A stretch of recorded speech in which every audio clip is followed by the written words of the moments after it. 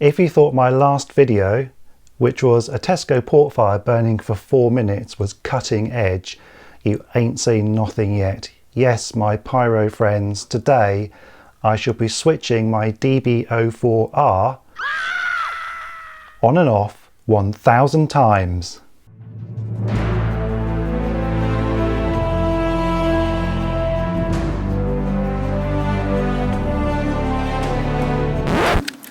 One, two, three. So for the uninitiated, there is a very valid reason why I want to turn my DB04r on and off 1000 times. If you pop into our forum and search for information on this or the cheap Chinese 4Q systems, there are some very interesting comments. For example, from JL1108, this year I've seen a few posts and even a video of a power surge igniting all of the Qs when the system is switched on. That has become a very persistent worry about this unit. In a previous video when I tested nearly 100 igniters, this was turned on and off dozens of times and nothing untoward happened. So far so good. Someone else has said that theirs was activating their wireless doorbell. That is going back to 2016 though. And we've got Cooperman 435 Optimum Fireworks has reported that in the past one of their cheap and cheerful systems could be activated by a key fob for a car. So how many times would you have to switch this on and off without incident to be confident to use it? It's a bit of a thought experiment this. If you did it 100 times, would you feel confident? 200? 500? How about 1000, which is what I'm going to attempt today? The first 333 switches on and offs, if I can use that term, are just going to be a straightforward one E-match in each terminal, and I'm going to use an E-match because they're easier to ignite than talons, which need a longer pulse. The second third of switch on and offs, I'm going to deliberately short out one of the igniters in Q4 just to see if that has any bearing on it, and in the final 334 I'm going to keep it the same setup but have the controller, the remote control, switched on next to it in case that has any bearing on it at all. So without further ado, and I will speed this video up like I was kind to you with my port fire video, so you don't have to sit through 1000 switches of this button, and let's see what happened. 1, 2, 3, 4, 5.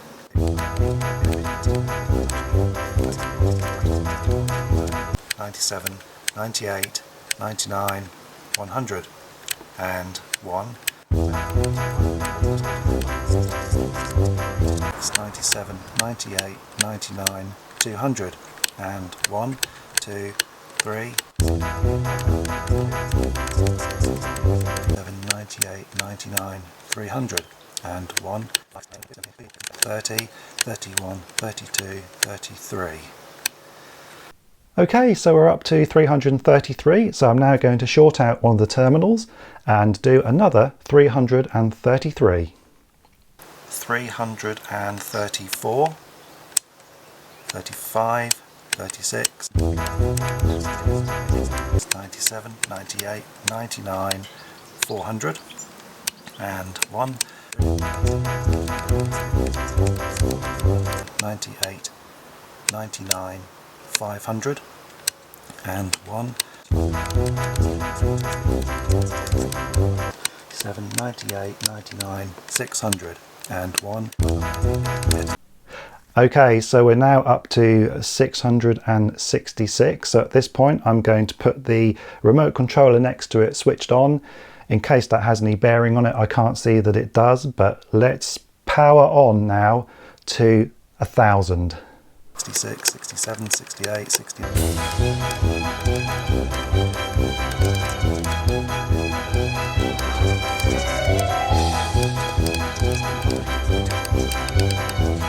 998, 999, 1000.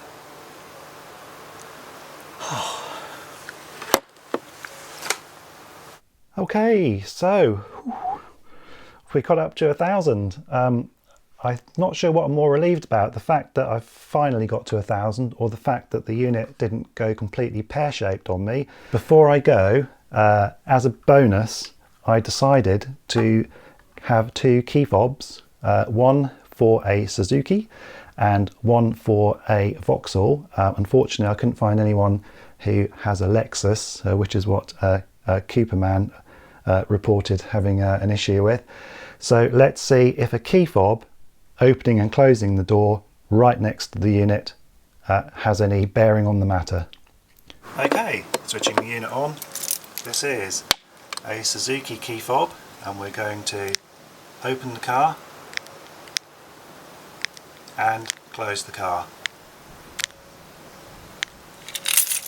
And here we have a Vauxhall. So, open and shut. Open and shut. So, another bit of a relief there. So a key fob doesn't activate it, so not a scientific test, but we can rule out for this particular unit Vauxhall and Suzuki.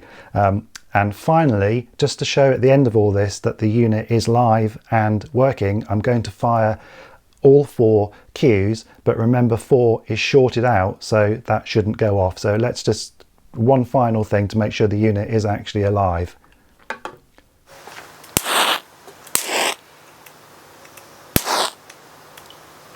So there we go. You could see there that igniters 1 to 3 fired, 4 didn't because it was shorted out, but that just goes to prove that at the end of the test the unit was still alive and listening, so it was able to ignite the igniters if it wanted to.